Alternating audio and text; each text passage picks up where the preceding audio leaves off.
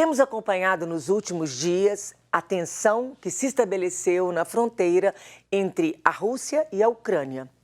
Mas, afinal de contas, o que está acontecendo naquela região?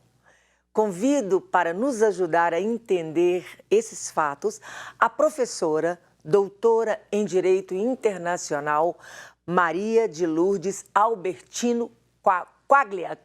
É assim que pronuncia seu sobrenome? Bom dia, Moninha. Posso te chamar de Moninha? Claro, e eu posso te chamar de Lourdinha?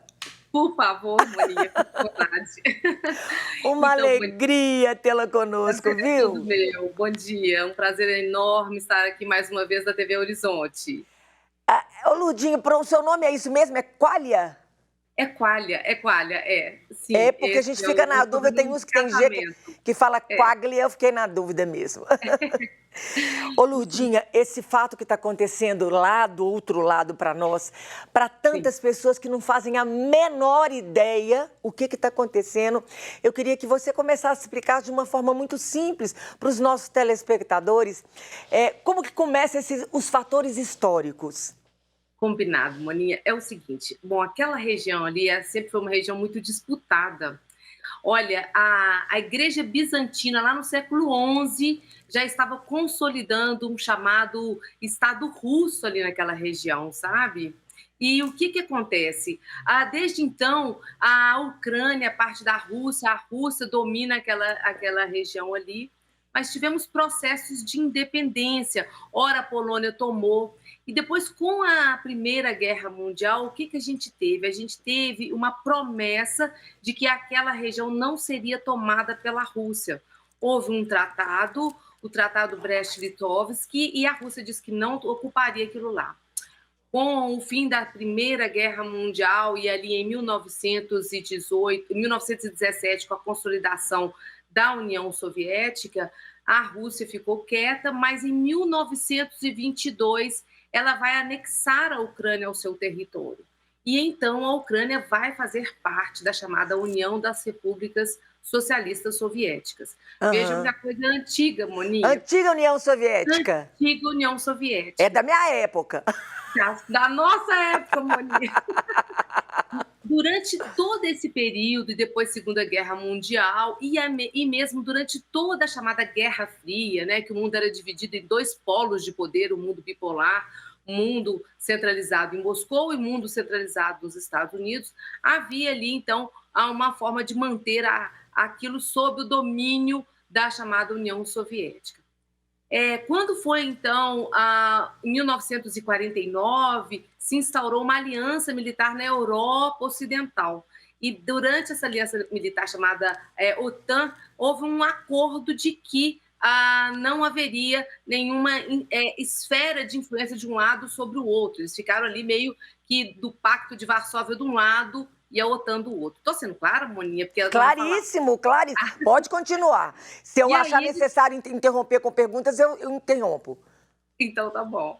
E aí eles foram assim, até que o mundo soviético se esfacelou, né? E vários paizinhos que pertenciam à chamada União das Repúblicas Socialistas Soviéticas tornaram-se independentes. Letônia, Estônia, Lituânia, a Belarus, hoje a antiga Bielorrússia, a Ucrânia, a Geórgia. Bom, houve um acordo ali meio informal entre os Estados Unidos e a Rússia de que eles não mexeriam com a Ucrânia. Uhum. E ficou assim essa situação. Agora, a Ucrânia, se você olhar no mapa, é um país pequenininho, proporcionalmente falando ao tamanho da Rússia, e é um país que fica no meio da passagem de tudo que sai de dentro da Rússia para dentro da Europa.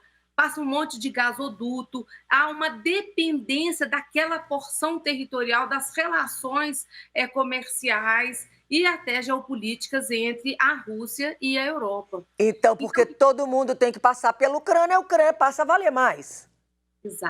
Exato, também. E outra coisa, 20% da população da Ucrânia é de etnia russa, hein? Tem que levar isso em consideração também. É de o quê? Etnia russa. Etnia, eu ia falar agora desses fatores. Pois é. Aproveitando que você está falando da etnia russa, eu queria que você falasse dos fatores éticos dessa confusão. Pois é, aí o que que tem lá? Então, desde que houve essa separação, a Ucrânia ela teve dentro de si um movimento separatista na porção do leste ali, na fronteira com a Rússia, nas regiões chamadas Donetsk e Luhansk, existe um movimento separatista muito forte. Aham. Aliás, movimentos separatistas dominam o mundo hoje, né? Uhum. E dentro desse movimento separatista, eles queriam, então, essa porção territorial se separar do território ucraniano e estarem agora anexados ao território russo. Movimento separatista que já aconteceu em 2014 na região da Crimeia, que fica no sul da Ucrânia ali, né, que já Uhum. foi, teve um movimento separatista, independentista, houve um referendo, o povo da Crimeia falou assim, não, nós somos russos, queremos ser anexados pelos russos. E agora esse movimento separatista reacendeu, aliás, ele nunca parou, muito aí não, e há essa movimentação toda no sentido de querer essa porção territorial ser anexada lá pela Rússia, e o resto da Ucrânia quer o seguinte, quer o apoio da OTAN, se manifestou. Então, tudo começou agora, de novo, né, num reaquecimento, digamos assim, daquela região já em conflito, Uhum. quando a Ucrânia falou assim, eu quero participar dessa aliança militar chamada OTAN, Uhum. Organização do Tratado Atlântico Norte. E os Então, Estados Unidos... Sim, me diga, me oh, diga. desculpa, Lurdinha, Não, então esse assunto retorna, estava todo mundo tranquilo, vivendo bem, sossegado, ali mais ou mais ou menos. menos, então, Nunca muito tranquilo nada, é, tá? mais acalmado, assim, vamos dizer. E aí É, suscita isso no desejo da Ucrânia entrar para a OTAN. pois é, foi, né? A coisa reacendeu nessa vontade da Ucrânia entrar na OTAN. Mas a Ucrânia, na verdade, ela está ameaçada já há muito tempo. São 150 mil homens, né? Segundo a agência Reuters de notícia, tem 150 mil homens do exército russo nas fronteiras ali, tanto a fronteira da Rússia com a Ucrânia, na fronteira da Crimeia com a Ucrânia, e a Bielorrússia, ou Belarus, né, Uhum. também tem apoiado a Rússia, e é um governo ali que tem uma aliança com a Rússia e também tem exércitos ao norte. Então, ela está toda cercada, a Ucrânia está toda cercada, sabe? Lurdinha, para as pessoas que não sabem o que é a OTAN, é a Organização do Tratado Do de Atlântico Atlântico Norte. Norte. Ela é uma aliança militar liderada pelos Estados Unidos, que foi criada depois da Segunda Guerra Mundial para tentar conter aí o avanço soviético para o lado ocidental da Europa. E o fato da Ucrânia desejar fazer parte disso, qual é a implicação? Então, isso atiçou muito ali, né, o Putin, que se sentiu muito ameaçado, né, e ele acabou decidindo que tomaria uma atitude no sentido, olha, se você insistir em participar da OTAN, eu vou invadir, né, eu vou. Então, o Putin vem tentando aí coibir este desejo ucraniano de se tornar parte da OTAN. Uhum. E o que pode acontecer? Bom, é o seguinte, eu sou professora de Direito Internacional. Eu vou te falar com os olhos de uma professora de Direito Internacional a princípio e depois o que eu infelizmente acho que vai acontecer, tá? Como professora de Direito Internacional, nenhum país pode interferir na independência soberana do outro. Ponto número um. Ponto número dois, os povos têm direito de se autodeterminar. O que quer dizer que essa intervenção da Rússia sobre a Ucrânia viola as normas do direito internacional. Isso para nós está absolutamente claro. O mundo inteiro sabe disso, os diplomatas todos sabem disso, as organizações internacionais sabem disso. Não pode haver essa interferência militar. O que o Putin está tentando fazer é uma estratégia muito interessante, no sentido de falar, olha, não, na verdade eu é que estou ameaçado. Essa OTAN vem avançando aqui para o lado oriental, vem avançando para cima de mim e eu vou agir na minha proteção, na proteção da minha área de influência, na proteção do meu território. É isso que o Putin está alegando. O lado ocidental, ali, a França, né, mais a Alemanha, mais a União Europeia, mais os Estados Unidos, estão tentando negociar com o Putin, dizendo, não, não é nada disso. Se a Ucrânia, como país independente, quiser fazer parte da OTAN, ela pode fazer.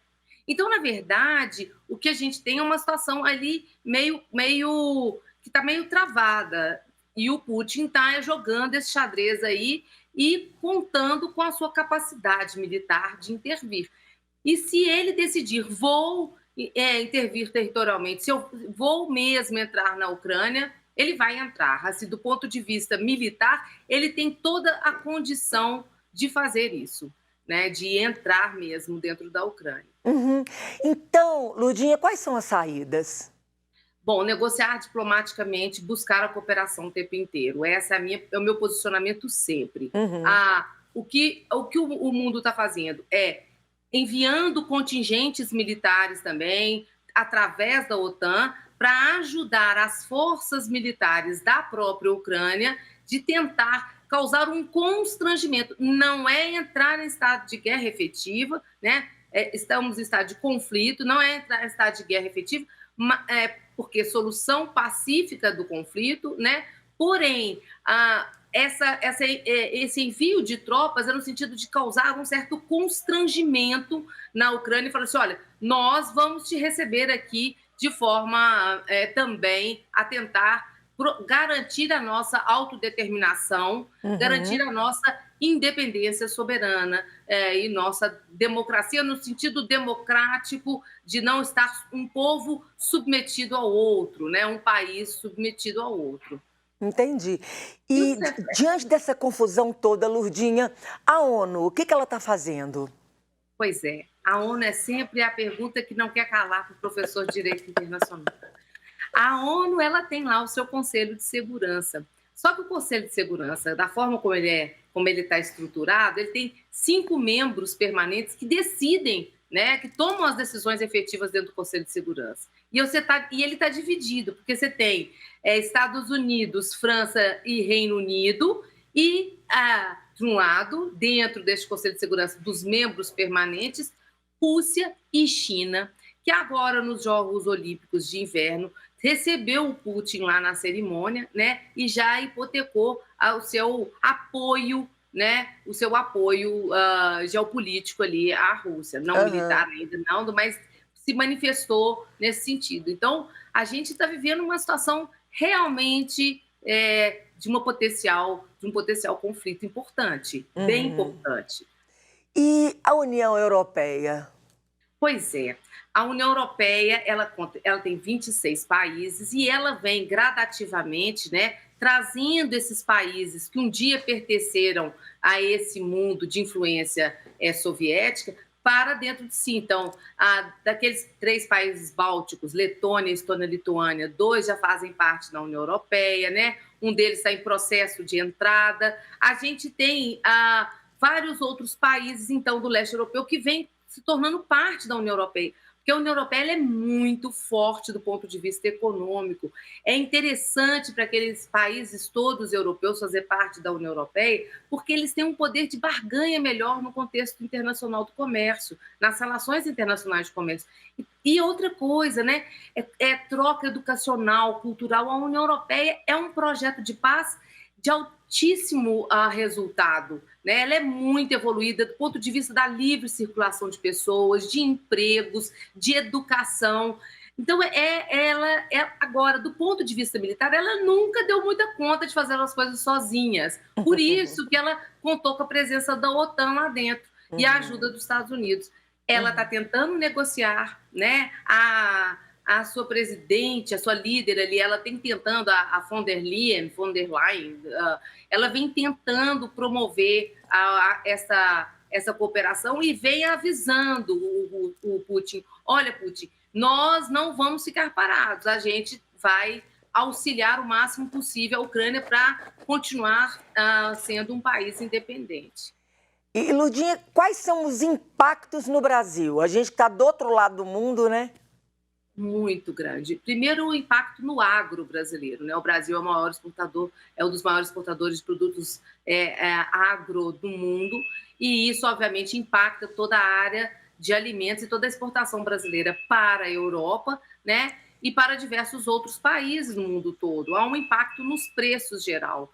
Toda vez que a gente tem uma situação de conflito, ele pode se tornar sistêmico porque ele acaba impactando os outros países na medida que há uma concentração de forças, né, no sentido de coibir o conflito. Outra coisa também é o impacto no preço dos combustíveis, né? A Rússia, ela fornece petróleo e gás natural, né, para a Europa. 30% do gás natural consumido na Europa vem da Rússia. E isso acaba impactando também a própria Europa, o que impacta a relação Brasil com os países europeus, que não é pequena, né? Nós estamos falando aí de uma participação gigantesca.